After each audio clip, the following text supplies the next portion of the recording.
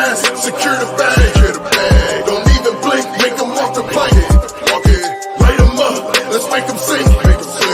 Fire the cannons, fire the cannons, fire the cannons. 4 bucks, yeah, we own. Fire the cannons, fire the cannons, fire the cannons. The whole field's our red zone. Let me give you 55 reasons why this is our season. Palm trees breezing, opposing teams bleeding. All right, welcome back to Buck What You Heard. My name is Gene. You can reach me at Buck What You Heard. You follow me, and you know I'm gonna follow you back. And I'm joined by a special guest tonight as we are going around the league as much as we can. VT, he's part of the Texans Fan Battle Podcast, 1/3 of the crew. How you doing, my man? I'm doing great. Here to represent my team. There you go. Yeah, tonight we're gonna talk a little bit Bucks, but we're gonna talk a little bit about the Texans as well. And I'm gonna go ahead and start out. How are you liking the moves in the offseason so far? So far, I'm liking it, particularly the draft. I was a big fan of C.J. Stroud, big fan of Will Anderson. I will be honest and say that my number one QB, however, was Anthony Richardson, but I knew that we weren't going to get him. So C.J. was my number 2. I am very happy we did not get Bryce Young. I think his size is going to be an issue. I think we're going to see some sort of Andrew Luck type of issue with him where he simply can't take the punishment after a certain amount of years. So I'm very happy with the draft choices. Off-season wise, we did great with Denzel Perryman. We needed a new mic. We got Shaq Mason for peanuts, top 10 guard. We got Dalton Schultz for $7 million. Again, another deal that was cheap as hell. He was supposed to get 12 to 14 million. He's a top 10 tight end, and he fits right in with the scheme. Overall, I'm really liking the moves that we made. Yeah, absolutely. Just last year was just unlucky bounces and key injuries that really kind of set the team back a little bit from what I can see, just kind of a outsider looking in. And the coaching change needed to happen. So just kind of segueing into that, with all the changes, we talked about the offseason, and you've got D'Amico Ryans coming in. And, it's always, you always get that hype, when a new coach comes in. And, the key that, as a Bucks fan and having gone through coaches that have been mid and, mediocre and they just haven't been it. And then you have a head coach like a Bruce Arians, how important the general manager position is and the head coach position. They have to work together in order to make everything work. So kind of getting back to you, former player, D'Amico Ryans, how do you feel about him coming to Houston? And do you feel like he can be that difference maker? I think everyone, not just myself, but the players, the city, basically almost every single Houston Texans fan loves the fact that D'Amico's back in the building. He has been a leader of men since he was a rookie. J.J. Watts talked about the relationship that he had with him. Seth Payne, who's now on the radio, but also was part of the defense on the Texans, he's talked about how much of a leader he was. Brian Cushing as well. There are players back in the day that have said that when he was a rookie, they called him Cap. That's why you may have seen shirts with him with Cap. And that's because that he is the one that actually led the team when they were weak, when they didn't know what to do. He was out there. So we knew that was in his blood. So I think he's a straight up leader of men. We know he knows what to do on the defense. We saw what he did at the 49ers. Yeah. The question that remains is how will he work with Bobby Slowick on the offense? Will he be able to get what he needs out from all the offensive assistants, from Bobby Slowick, to make sure the offense is actually successful this year? Last year, we were very, very poor on offense. We only had 17 points per game. We were second to last in third down conversions. We weren't able to move the ball. Our yards per passing attempt was only 6. I mean, we were really, really bad on offense. It was our defense that actually kept us into games. So that's going to be the question. But yeah, very, very happy with D'Amico Ryans. Yeah, and just his philosophy is definitely going to be a big help to that Houston Texans team. I think the anchor for this team is the defense, if I can say that. And what you have a lot of unknowns on the offensive side of the ball, and we'll get to that here in a little bit. But the one thing that I can say, it's important for all the players to get behind what your coach is doing, and the whatever philosophy he's got coming in. If you can get people to buy into it, that's where the strength of the team will come. And I know a lot of people have written the Texans off, but I feel like they're in every game, and if they can kind of shore up this quarterback position and put him in a position to be successful, I think that they're going to win some games that a lot of people don't think they're going to win. Definitely. I mean, I think that I'm a realistic optimist. So, my projection for this year is 7 wins. And I think that would be a major upgrade from, what we had last year. We've only had 11 wins over the past 3 seasons. So if we win 7 wins, I think that's strong. I think that actually makes us second in the division. I still think that, unfortunately, the Jags take the division this year. But that doesn't mean that we won't be in the hunt for it. And I think that will keep fans excited that there is going to be a chance, because we actually have an accurate quarterback right now. We have a real head coach, a real play caller, a real pass rush with Will Anderson. We have all the talent. What we lack right now is experience. And I think what fans will see is week over week over week that we build that experience, that it'll be exciting to watch us again. We won't actually have to watch a game and be like, oh, I know we don't have a chance. Like, that's the way I was watching games last year. Yeah. Trust me, I've been there. I've been there for years. I've seen that.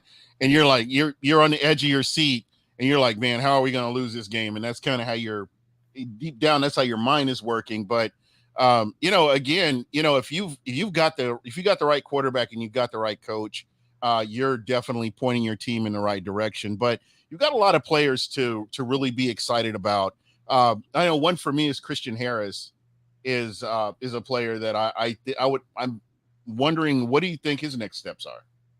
So Christian Harris, his biggest issue coming out of college was missed tackles. He had double-digit missed tackles in all 3 years. And I think that's what he has to work on this offseason, in addition to just being healthy, because he just wasn't healthy for the beginning of the season. But he had some great plays, like, for example, against Tennessee.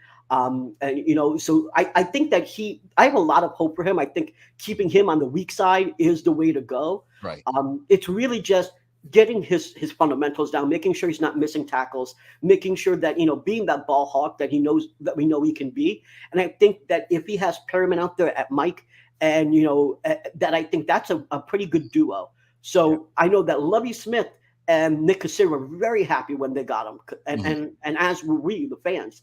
But I think he just now needs to stay healthy, be on the field, and see what he can do and get rid of his missed tackle issue.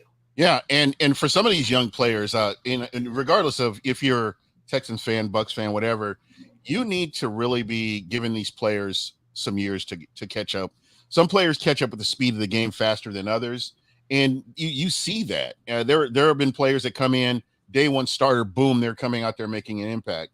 Then you have other players that just takes a few more years, a few more reps.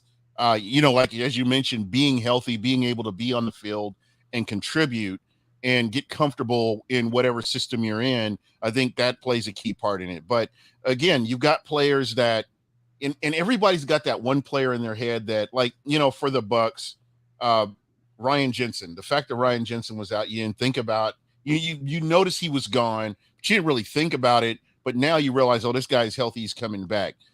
The Texans have a lot of players that were injured, that are coming back, that are going to be key contributors. Right. And I really think each season is its own season, if this makes sense. Whereas you have players that are coming back, they're healthy. You have players that you're either coming into a new system and just putting all that together and making it work.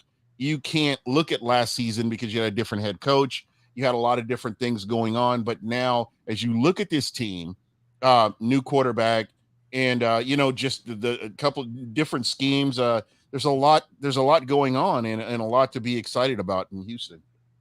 No, I agree. I mean, we had a lot of players get hurt, right? We had Stingley, who only played 9 games. Even our running back, Dameon Pierce, our star running back, he actually should only have missed 1 or 2 games. They kept them out for administrative decisions. But the point is that we had a lot of people hurt. Quentin Tiriano, the tight end, he didn't start until the Eagles game, and that was week 7. And his first drive that he ever played, and he scored a touchdown, right? Pass from Davis Mills. So we had a lot of talent that was actually hurt. Christian Harris was hurt. Kenyon Green was hurt. So we had a lot of rookies that were actually hurt and wasn't able to produce. Then we had the issue of having Lovie Smith or Pep Hamilton. Our interior O-line was a mess. I mean, it was just all of it came to get, I have to ask you, because I've been a Pep Hamilton fan going back to the I forgot what league everybody was in that kind of folded. But I've always liked Pep Hamilton as a coach. How do you feel about him? Do you think that there's a place in the NFL for Pep Hamilton? Well, some breaking news. I just saw this about an hour ago that Pep Hamilton just joined the NFL Network. So I don't know exactly what his role is going to be, but he's obviously doesn't seem like he's coaching. And I think that the problem is that he was successful with luck because of the type of quarterback he was. I think if he had a mobile quarterback, he could have been more successful, but I don't think he was as creative as he needed to be. We also had an issue with our interior line, and he wasn't able to do anything with that. If your quarterback is mobile. I'm going to say this, and I'm not speaking out of turn here because Lovie Smith was a Bucs coach. I think that offenses succeed despite Lovie Smith, and I'm going to die on that hill. And I can't say that this is all Pep Hamilton's fault. I don't know if they've got him reined in, and Lovie, because we know Lovie, he has the final say on everything from front to back, and that's just how he operates.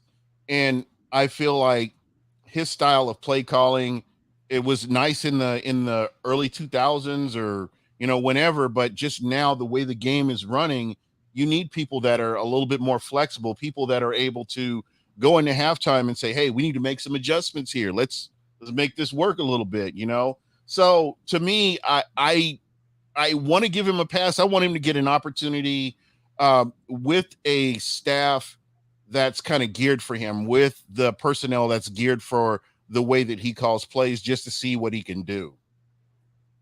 Well, I mean, I think now that he's joined the NFL Network, I don't think he wants to, because I think he actually has a very, very close relationship with his son. And I think he wants something where he could go anywhere where his son goes. And I think that this is going to allow him to do that, work remotely as well.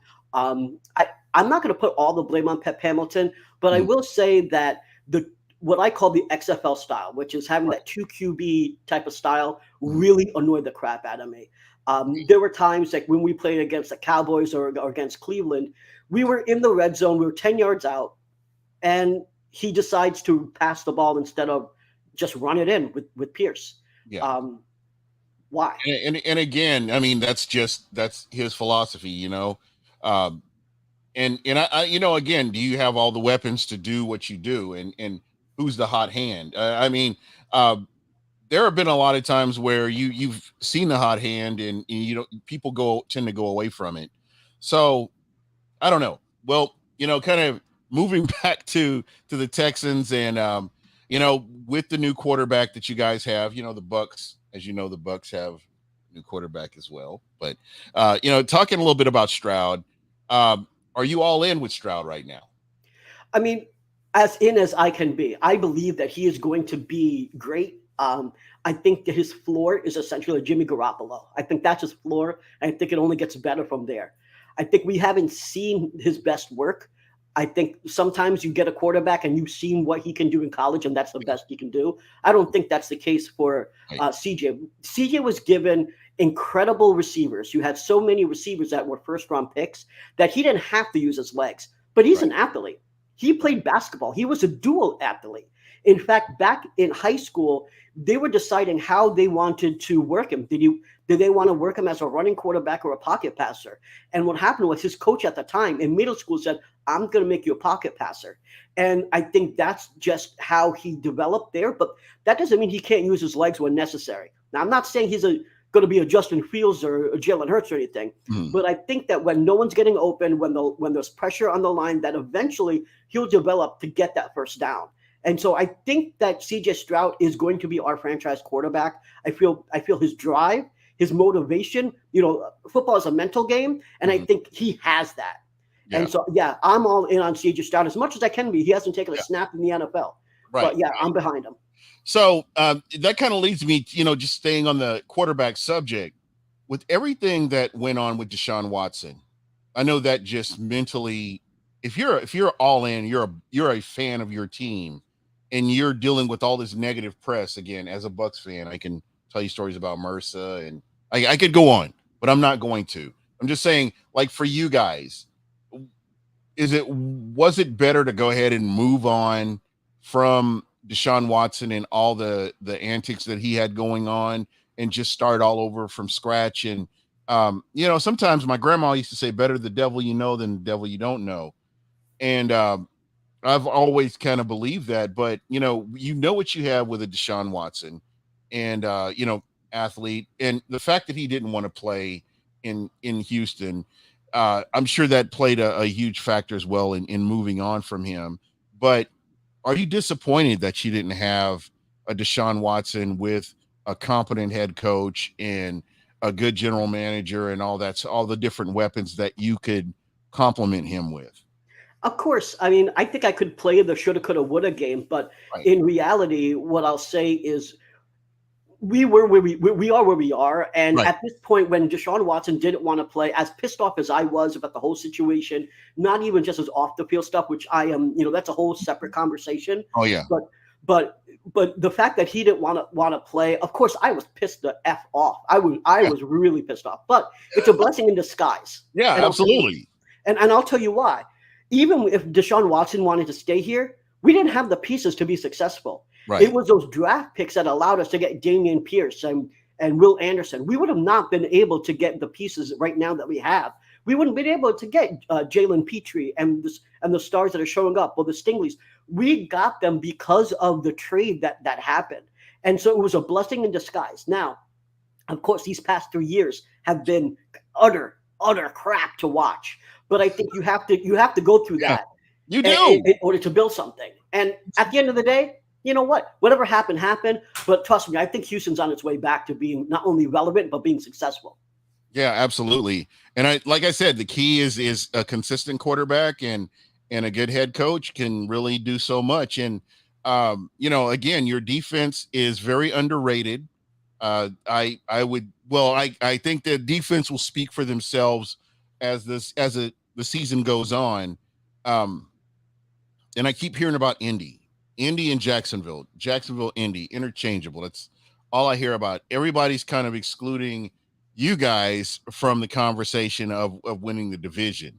Now, the fact that you're familiar with your counterparts, whether it's Jacksonville or, whether it's Tennessee or, whatever, the fact that you're familiar with them, it always means that rivalry game is a toss-up. You never know who's going to win it.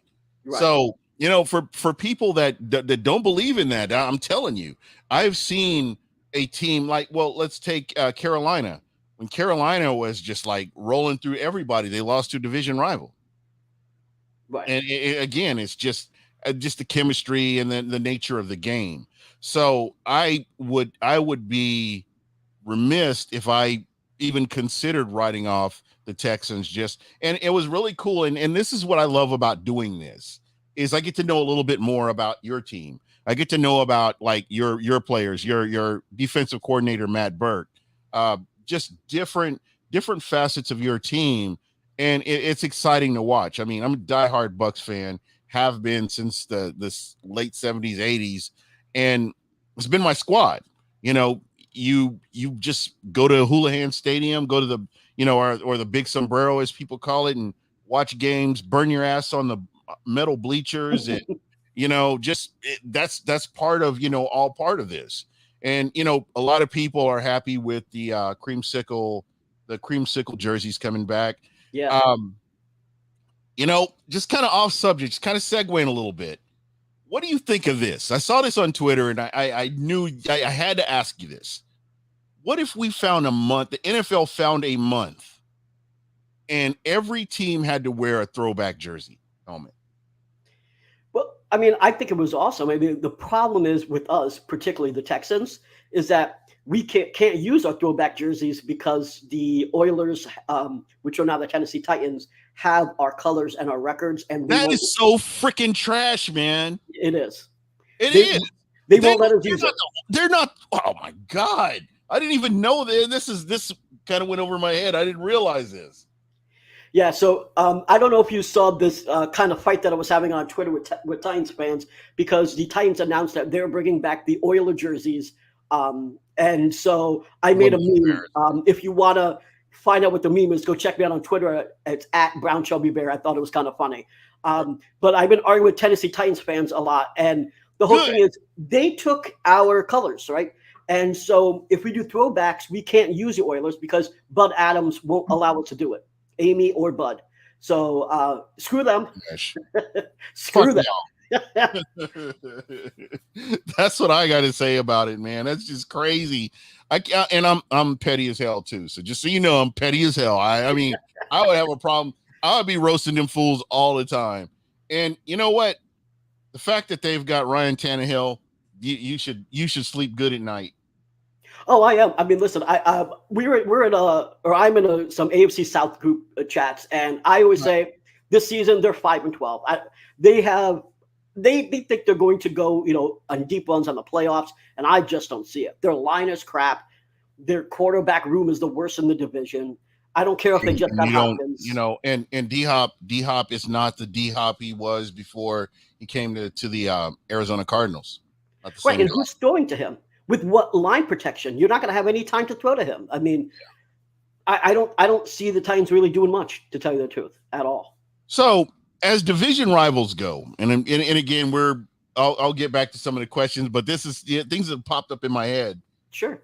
Who is your nemesis? Is it Tennessee? Fuck the Titans. All right. I love it because like for me, it's Atlanta. I mean, the rest of the Bucks nation hates they hate the Saints. It's fuck the Saints. For me, it's fuck Atlanta. And what Tom Brady did to them in that Super Bowl and sent all them trolls into the cave, I was good with that. And he came back to Tampa and won a Super Bowl, made it even sweeter. Right. So I was just, I'm kind of going as I'm going around. Had a guy on from San Francisco. And I know that the Seahawks, that's their rivalry, but for you, it's the Titans. What separates that? I mean, when you look at Indianapolis, those smug motherfuckers over there, they act like they're royalty, but they're not royalty. I mean, I don't know what the hell they are, but they act like, they're entitled to win the division. That's if you listen to and for me, I only listen to podcasts. That's how I found your show. I don't watch the 4-letter network, the 3-letter networks. Fuck all them motherfuckers. And for me, it's the podcasters because you guys are invested. I mean, you guys legit, your reputation's on the line when you talk about stuff and you care about your team genuinely and you're not reading out some fucked up ass script and you're not running a narrative. So right. I appreciate that. Yeah, so do I. I appreciate that a lot. And to answer your question, just a little bit about the division, the Colts kind of think that their shit don't stink because they have a couple rings. But the thing is, they are 70 years old as a franchise. The Texans are only 22 years old.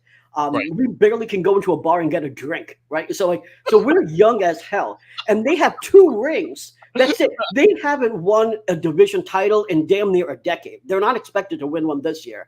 Yeah. So after this season, they'll go a full decade without a division title, and they keep talking about 2006. And you should have 2 rings. You're 70 years old. You're damn near in hospice, right? We actually are young. We're just getting started. Yeah. And I guess I don't get it. I'm totally confused by this. I mean, they brought in. What did they bring in? Matt Ryan? And just ever since Andrew Luck left, they've had no luck at quarterback. It just has not been a thing. I think AR will, honestly, I'll stop my hate for them for a moment and just say, I do think AR will eventually be successful for them, but he's got a lot of work to do. His mechanics are a problem. He can't read defenses yet. Unlike CJ Stroud, who has almost near perfect or flawless mechanics, you can see the mechanics issues with AR, and that's why he throws the ball away a lot because he simply doesn't know what to do yet. So it's going to take him 2 to 3 years. The good thing about that for them is that he has his legs. He can use his wheels to right. get first downs, but it's a passing league. If you can't figure that out eventually, you're not going to be in the league for too long. So that's going to be his challenge. I do think eventually he'll figure it out, but the Colts are going to have 2-3 years of watching some really bad games of defense, of stacking the box, and just not letting them do anything. Yeah, it's going to be interesting. They really had an elite offensive line for, a couple of years. And I don't know. I mean, maybe you can speak to that a little bit more than I can. But I just see that that offensive line becoming a lot more porous than what they originally were as the years have progressed. And again, I keep hearing Indy's name mentioned. It's just like, Tennessee. I honestly believe this is a wide open competition, and I'm kind of leaning more towards Calvin Ridley and what Jacksonville is doing over there in their area, and it's kind of how I'm looking at it. So again, I believe your division is wide open. Everybody's 0-0, but I think that you guys can win some games that you're not expected to win, and I'm going to stand by that. No, and I completely agree. I mean, listen, if you talk about Tennessee, they are baking their entire season on a 35-year-old quarterback and a damn near 30-year-old running back. Right. And their backup running back, in case Derrick Henry goes down, has arthritis and no ACLs. So he has they drafted someone with health concerns already. Right. Their line was last in the league in pass protection. Yeah. And they did get a guard, but that's it. Everyone else on that line is sucks. Their right tackle, who was decent, is suspended for 6 games. So they don't have much of a line to speak of. And like I already told you, the issue with Colts on offense, the Titans, what they have going for them is they have a strong front 7, but they were like 28th in their secondary. So yeah, they can stop the run, but they can't stop the pass. And so that's going to be their problem. Yeah, it's really interesting. And, I kind of want to get back to the Texans, and I'm going to share my thoughts, but I did want to start with you just for your team. Who is your Mr. Nobody? And what I mean by Mr. Nobody is that player that the media doesn't talk about, the fans don't talk about, but this is a guy that this team would struggle if he wasn't playing at the level he is. So who is your Mr. Nobody? Can I give you a rookie, or do you want a player that played last year? It could be anybody. It could be a coach on the team if you want it to be. Who is your Mr. Nobody that he makes this? He's the straw that stirs the coffee, but you just don't hear about him. So I think it's going to be Xavier Hutchinson. He was a 6th-round pick, and because he's a 6th-round pick, he's not getting any love. Everyone's talking either about John Mechie, Tank Dell. They're even talking about Robert Woods and Nico Collins, but and even Noah Brown, which I don't really understand. But no one is talking about Xavier Hutchinson. Right. Yes, he was a 6th-round pick, but this guy had the surest hands in the draft, less than a 4% drop rate. The guy played his heart out in Iowa. He has a massive extension. He doesn't have necessarily that 4.4 speed, but he still has crazy get off. He has a great cut, and like I said, that extension is insane. He can make plays that just your jaw's like, what? So I mean, to me, he's the guy that's going to take away possibly Nico Collins' job. He has the size. He has everything going for him, and no one is talking about him. And I kind of feel like he's not going to necessarily get the love the first couple of weeks because they're going to play, 3rd-year vet. I can't call him a vet, but 3rd-year player Nico Collins and stuff like that, or Noah Brown, who just came from the Cowboys. But as the weeks go on, he's going to start getting his reps. He's going to make some plays, and I think he's going to really show up and show out. And I think a lot of people will be like, shit, I should have taken him in fantasy. Yeah, exactly. And a guy that maybe, and again, I haven't really listened to the radio or the local media in Houston, but a guy for me is Tank Bell. His route running is ridiculous. I mean, he's got veteran type route running. I mean, he's not like a normal. I really don't know how to really describe him, but I've watched his routes. He sells his routes, number one. His routes are crisp, and he's got nice hands, and he's got soft hands bringing the ball in. So those are the things that I really noticed about him, just kind of watching some of his film. And I'm excited for him. I think that if this guy can be healthy, can stay healthy, he will contribute to the Houston Texans. I think you're absolutely right about Tank Dell. I'm very high on him. He's a smaller guy. Yeah. He's gonna walk out there being the smallest guy basically every single time he steps on a football field. But I kind of like that chip on his shoulder because he does not play like a small guy. Yeah, he's fast. That he actually uses that to his advantage. I don't know if a DB is really going to be able to stop him. Now, the issue there is that he necessarily can't beat press, but if you put him in the slot, he's going to eat all day long. Yeah, absolutely. And I think that's where you use Tank Dell. I think he's going to be the hot route for CJ Stroud, and he's the yak guy. Great yak ability.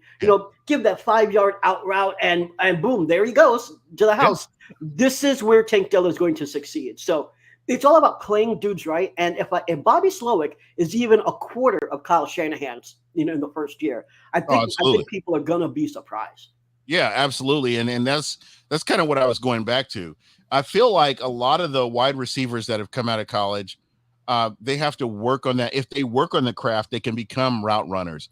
You rarely see a player that comes out of college and he's instantly noticed as a good route runner.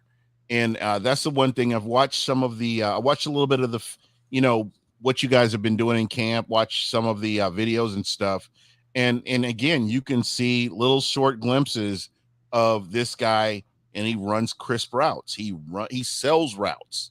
And you don't hear me say that about a lot of players. Like, the Bucs have Mike Evans. It took Mike Evans several seasons to get to where he's the route runner that he is. Chris Godwin, it took the emergence of Antonio Brown, the quitter, to come in and help him to become just a better route runner. And to me, that is key. I mean, you can have speed. I know you can't coach speed, but if you can run routes, you can kill defenses with routes. Correct. And you're absolutely right about that. He can cut on a dime. And I think that's what separates him from the pack is that ability. So like I said, we know the limitations in size and so forth, but it's all about how they play him. Some people may not know this. Well, I actually think maybe a lot of people do, but he is also going to kick ass in terms of returns. So I'm projecting that he gets a touchdown in his very first year as a returner because it's hard to stop him. Now, the new rules may screw that up. I'm kind of pissed off with the new rules. God bless, man. I do not like Roger Goodell. I have not liked Roger Goodell for a wrong way Roger is wrong way Roger. And, there are a couple of things that are really, I'm going to get on my soapbox here for a minute. I believe the fix is in. And I'm talking about referees. I'm going to get around to the rest of the subject that we're talking about here. But, with all this sports gambling, you have to question some of these referees and some of the calls that are made. You have to look deeper in that. And that's not as a conspiracy theorist. That's as a human being. I'm just saying that temptation affects people in different ways. And I really do believe that we need to keep a close eye on some of the refereeing teams that are out there and what they're calling and how they're calling it. Pay close attention to that. Pay attention to it. Look for consistencies throughout the season. And when you see inconsistencies, call that stuff out. So just to that point, just kind of getting back to what we were talking about with the wide receiver, if he can stay healthy, it's going to be amazing. And, as long as he's getting the calls, I think that he will be fine. He will. And if I could address what you said just for a moment, there is a way that we can actually make sure that reps aren't screwing with us. And then this is something I think the NFL will implement eventually when they get enough pressure. And that's making their ratings public. So right now, the referees get private ratings from people all around. They could be players or from networks, and they're graded. They get a report card. But the thing is, those report cards stayed internal. They're not published. So no one really knows what's going on unless it's leaked. And what they do is that if a particular ref gets rated poorly, then they don't stay around for too long, and they definitely don't get playoff or Super Bowl. They aren't able to ref those. So they basically only get to ref regular season games. If we make that public, though, if we make those ratings public, then people can kind of understand what the NFL community is doing and actually say, hey, listen, if this guy gets anything lower than a B-, kick him the F out. Why is he even here?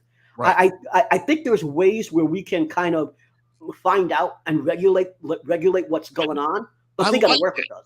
I like that. And I'm going to go back to something that you mentioned, XFL. I loved the XFL because of the transparency. You were listening to your official on the ground and the guy in New York. You're understanding why they're making a call. I can tell you right now, I've watched games and not been the fact that I can watch a football game of any sort and not be pissed off about the referees is important. Yeah. I think that's important. So having that transparency, this is why I struggle with the NFL right now and some of the calls that we're seeing, because it's behind closed doors and it's not transparent. So you got to I guess no. The fact that they've dumped this millions, if not billions of dollars into sports betting, into gambling, into the NFL. I mean, it's got to be something that you have to really look at, and you have to question calls. I mean, I think that's what a lot of fans will end up doing. Whether or not those reps are doing it or not is irrelevant. If fans think they are, that's enough for them to be transparent. So I do think that a couple of years from now, when sports betting gets even larger, because right now you still have a lot of states that haven't necessarily legalized it yet, but I think that we're 2-3 years away from having 45 states all legalizing. 100%. And when that happens, I think the states will force the NFL to make that transparent, because at that point you're talking felony charges if they catch someone fixing it, because people have to recognize this, that when you get into betting and you are actually changing the outcome, that's a felony. And states will get involved if they even if there is a modicum of issues with this, right? So regardless of whether they're doing it, if people call anyone a conspiracy theorist, just remember, it doesn't matter if they're actually doing it or not. The mere thought that they're doing it is enough to raise a question. Exactly. And that comes back to my original thoughts. I've seen calls that I've never heard of that were called. And I'm like, how that, and it's at crucial points. You go, and so to me, I'm looking at where in the game the play is called or the penalty is called, how it's called, how it affects the game. Does it affect momentum? There's, and the fact that bettors, professional sports bettors, have to know who the referee crew is doing a game before they make a bet. That's crazy.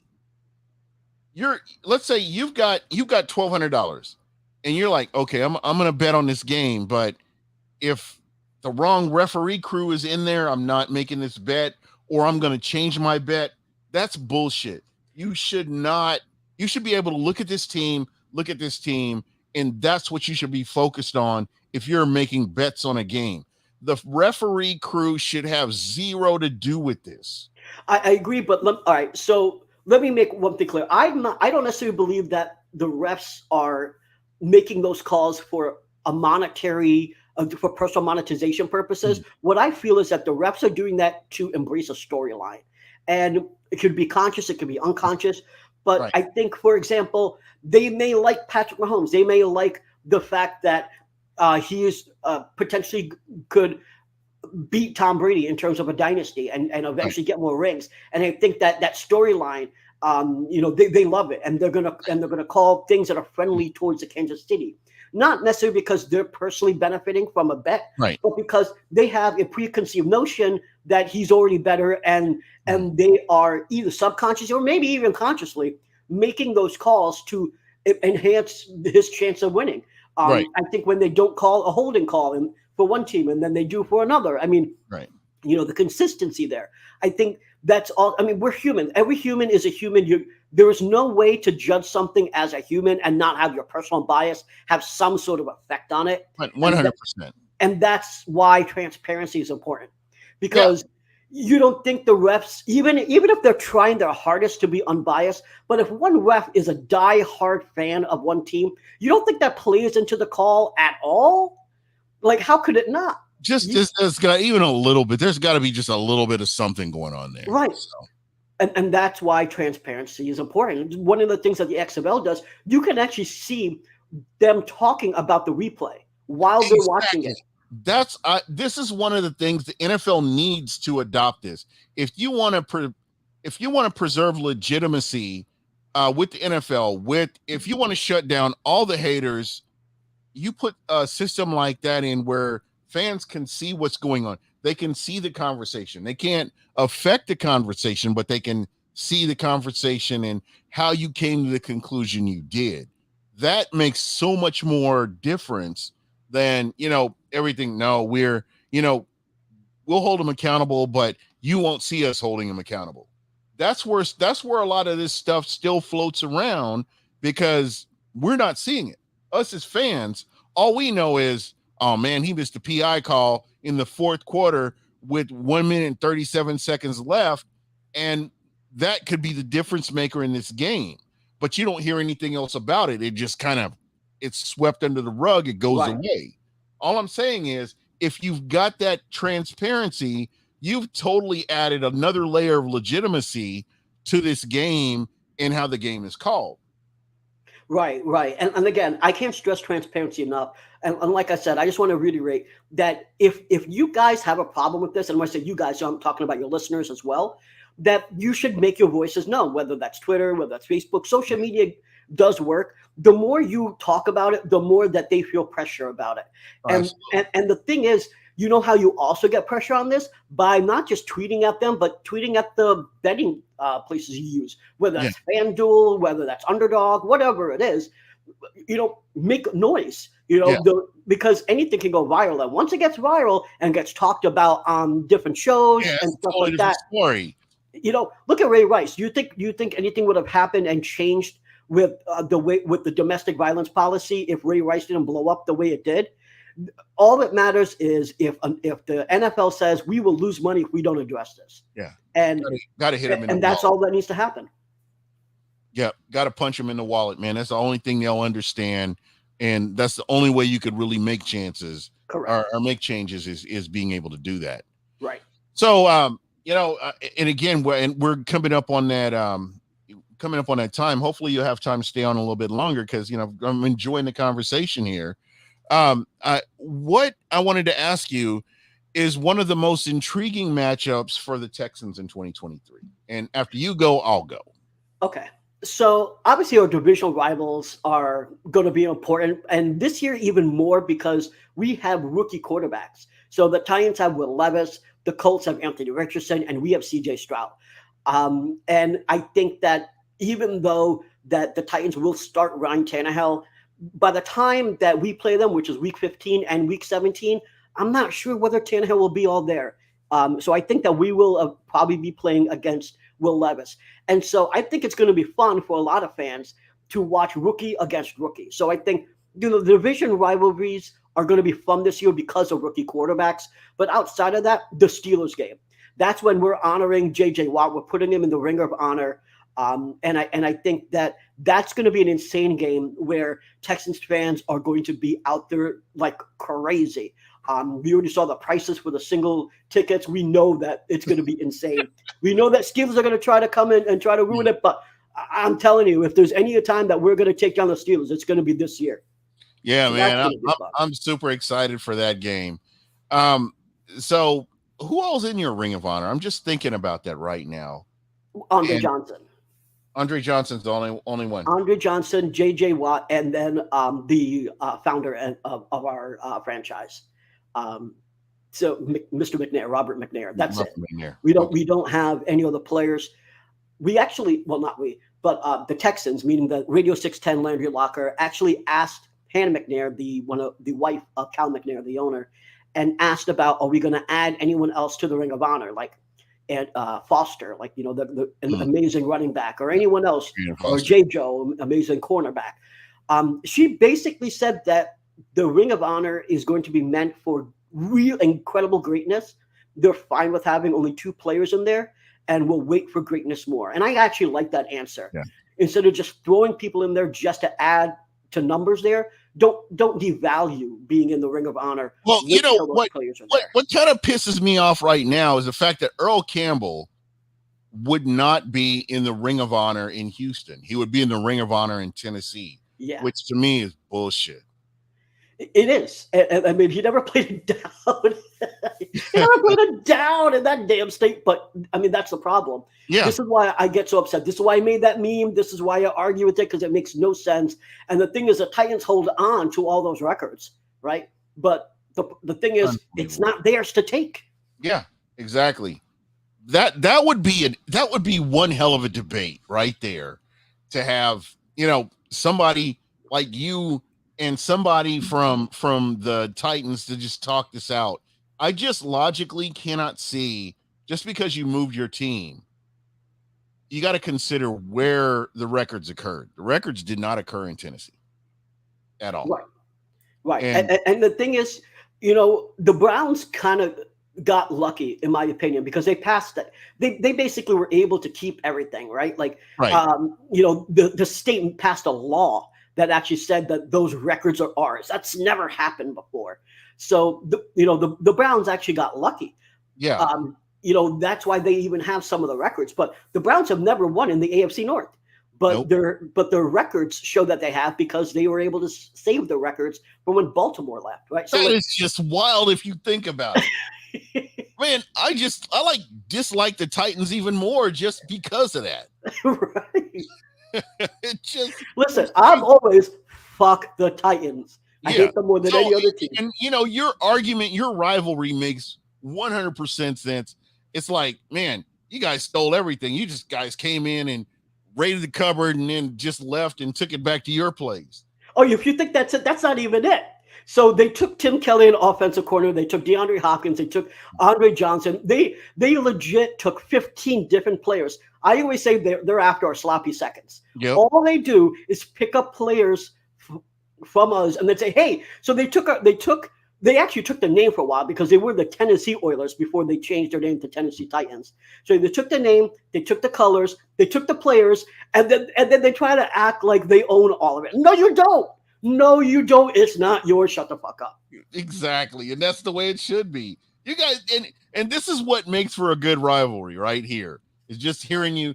Are there any games that you can remember where basically the Texans came in and just ruined life for the Titans? Well, we split with them last year, and a lot of people thought that we were gonna get wiped out. And because Derrick Henry is an amazing running back, so you would think that us being last in the league in the rush defense, that it was going to be an easy win for the Titans, and we won.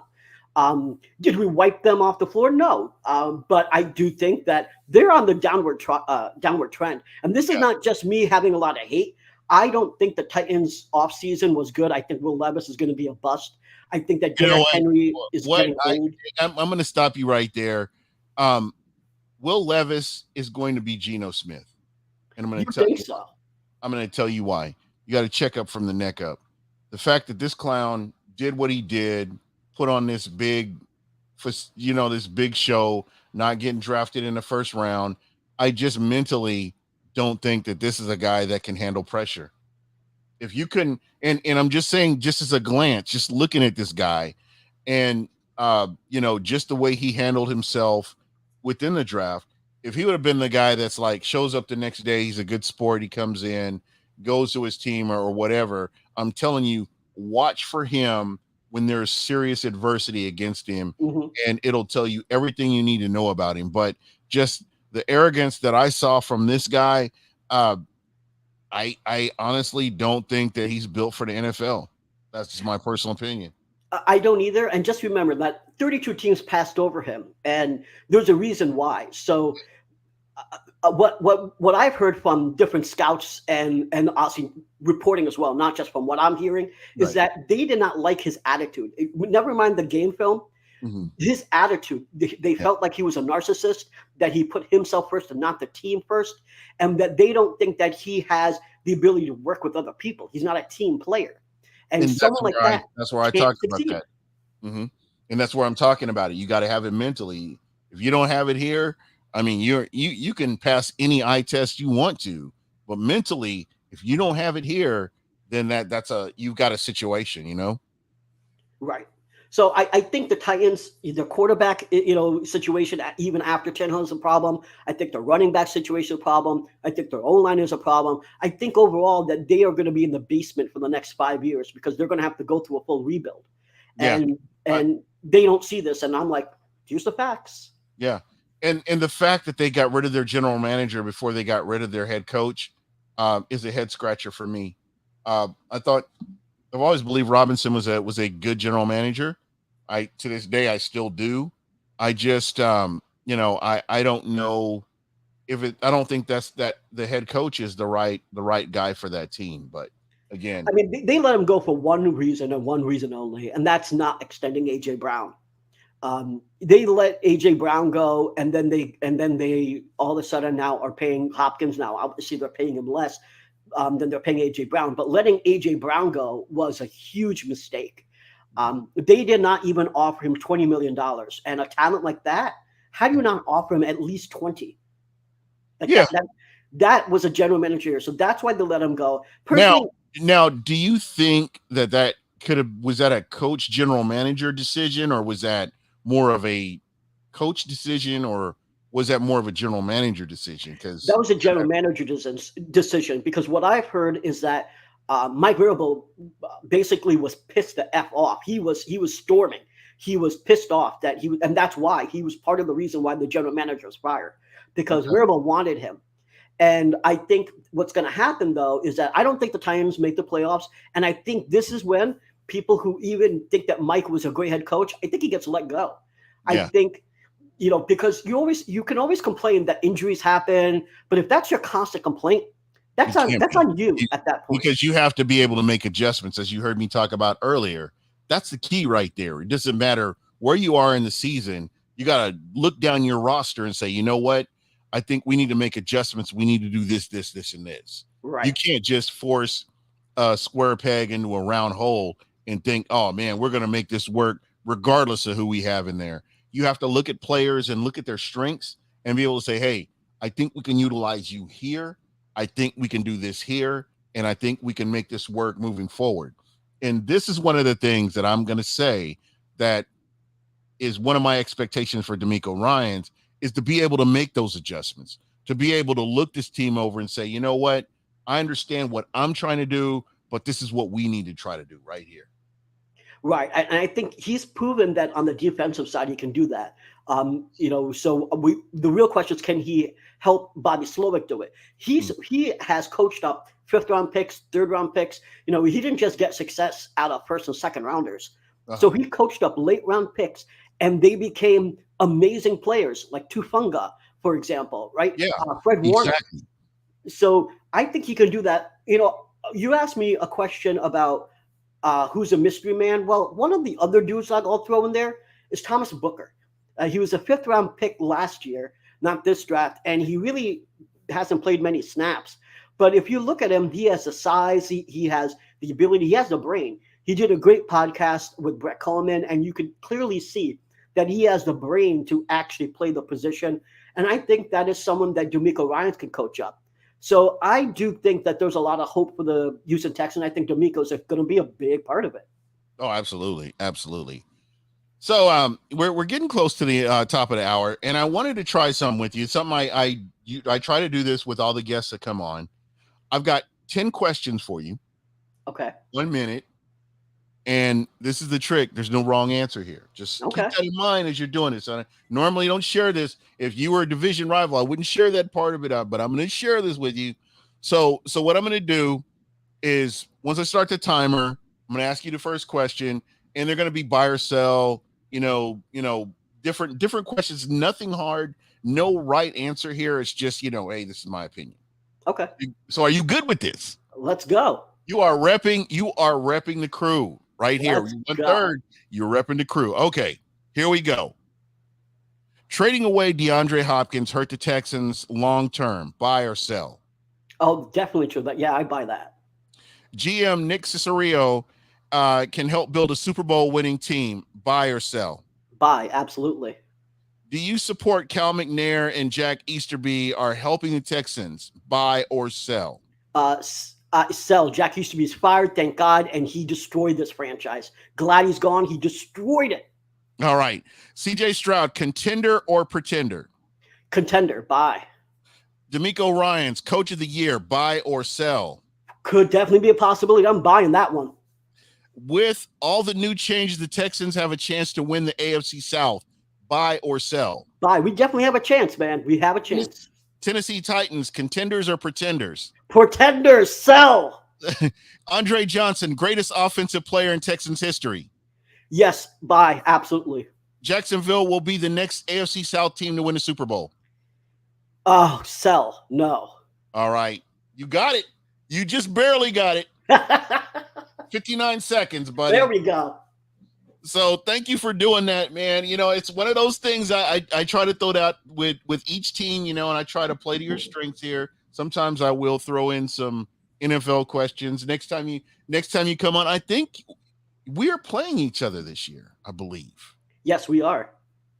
So I would like to have you come on at that point, and, you know, we can kind of talk about where our respective teams are and what you've seen so far and what you expect to see. And again, man, I just want to say thank you, you know, for coming on, and please, you know, rep your show, man. You haven't talked about your show enough, to be honest. Yeah, so first of all, you guys can check me out on Twitter at Brown Chubby Bear. You can, if you want to catch my show, that's a Texans Fan Battle. We're on YouTube. We stream live every Wednesday at 8 p.m. Central. We're on every single audio podcast. Check that out.